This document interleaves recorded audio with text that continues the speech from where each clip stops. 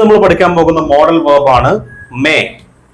May നമ്മൾ use ചെയ്യുന്നത് first use എന്ന് പറയുന്നത് സാധ്യത, പോസിബിലിറ്റി. സാധ്യത അറിയാം, സാധ്യതകൾ എപ്പോഴും സാധ്യത തന്നെയാണ്. 100% ഒരിക്കലും അത് നടക്കില്ല.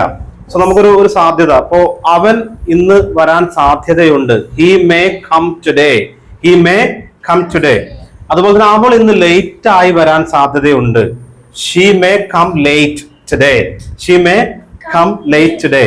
So I hope you understand. It's very clear, it's so simple. നിങ്ങൾക്ക് ഏത് സബ്ജക്റ്റിന്റെ കൂടെ വേണമെങ്കിലും, സബ്ജക്റ്റ് എന്ന് പറയുന്നത് I, you, they, we, he, she, it. അതുപോലെ തന്നെ പേരുകൾ, ഇപ്പൊ Girish may come late today എന്ന് പറയാം.